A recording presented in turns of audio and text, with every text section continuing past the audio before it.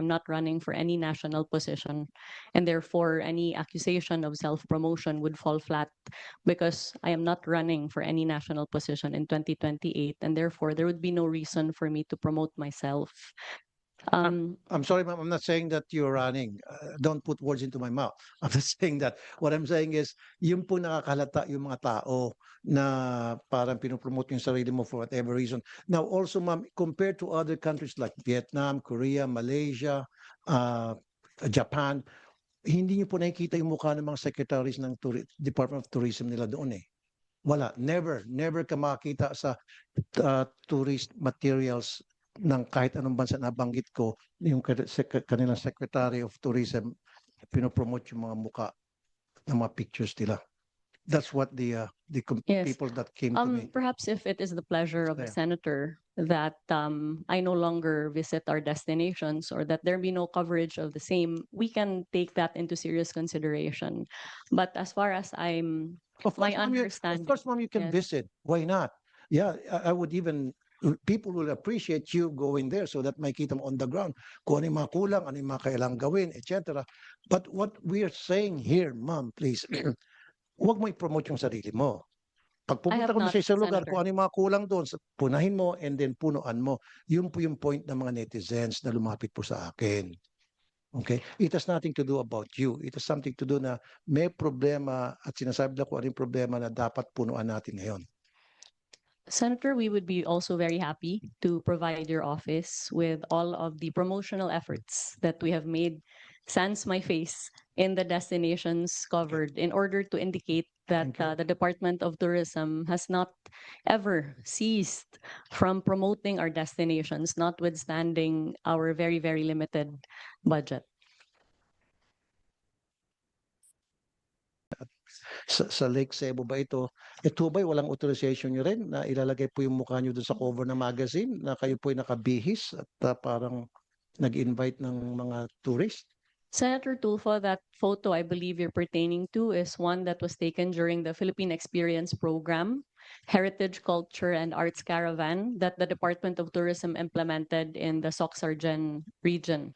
That is not a promotional material, but that's actually coverage of the activities of the department. That photo was taken at the time when we held the Philippine Experience Program in South Cotabato. So bakit hindi na lang po model na taga roon mismo, native po sa lugar na yon, nakilala sa lugar na yon?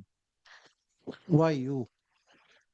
That photo was taken during my presence at the Yes, ma'am, South I know, I Cotabato. understand. Yes. We don't have any fight on that matter. What I'm trying to say is, But- someone who's recognized in that community, in that place, yung kilala, kunyari, miss kung anong bansa, ano bang lugar po yan? That's Lake Cebu. Cebu. Oh, how about Lake Cebu. Yes. Lake Cebu in Cebu? In South And Cotabato. so, how about Miss Cotabato instead of you? Nakilala sa lugar na yan. Senator So, why? Tulfo, let me clarify No, that. no, ma'am, let me finish Yes. first. Mm. Kanina hindi kita in-interrupt. So bakit hindi na lang po yung isang native na kilala ng mga tao na kapag nakita nila, maagad-agad maintindihan nila bakit siya nandyan as opposed to ikaw. Isa pa po. Ma'am, these are the things that I'm trying to voice out today. Nothing personal, nothing about you. These are the complaints that my office received, my action center received. They came to me and they talked to me and they told me everything I'm telling you now. Isa pa dito, meron sa isang, ano ba to? Pinakita sa amin na puro nakalagay frasco sa isang, sa Ninolan, Cebu. So doon sa mga, yung sa mga tabi-tabi na may mga eateries, mga karinderya. So merong kahabaan, puro karinderya sa, I think sa highway ba ito? So sa taas, sana inilagay niyo po doon yung mga lugar na pwedeng pasyalan. I'm sure na dadaan dito yung mga without you telling them. Baka merong gustong sumipsip sa inyo at nilagay yung name nyo. So siguro po pwede yung sabihin yung mga tao nyo next time, wag puro ako. Dapat yung mga lugar na talagang bebenta sa mga tourist. Is that good enough? Senator, with all due respect, I just wish to place on the record that the photos that have been used and transformed into memes are actually work photos. Is that AI? You're telling me that's No, AI? no. This Okay. is a work photo. I was in Lake Cebu in South Cotabato promoting the Philippine Experience Program. The interpretation or misinterpretation of that, of course, is up to public consumption.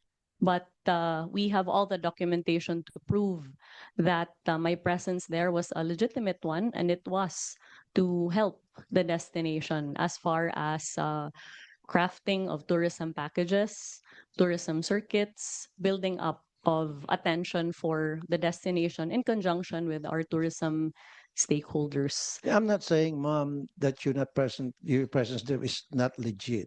Okay? What I'm saying is, yung presence mo doon, yung sa picture na yan, it doesn't fit in sa taste ng mga Pilipino na nakakita po niyan. Kaya nga po, binabash po kayo. Hanggang sa pumunta po sila sa action center ko para magreklamo. Nung malaman nila magkakaroon ng hearing ng ganito, they came to my office and they told me na ito yung baka pwede mo iparating sa Department of Tourism. That's why I'm trying to voice it out today here in the hearing. Okay. So, kasi ang nangyari, ma'am, ang dating daw sa kanila, parang pinopromote mo yung sarili mo versus dapat yung Pilipinas ang pinopromote mo o yung mga probinsya ang pinopromote mo versus you promoting yourself. Yun po yung dating sa mga tao. Hindi po sa akin yun, ha? That's not from me, from them. So, ang dating po sa mga tao na you're trying to promote yourself. So, maybe we have to refrain from doing that. We can use model siguro. Di ba? Like I said, yan sabi mo sa Cotabato ba yan? Saan lugar? South Cotabato. Then let's use Miss South Cotabato as the model or a native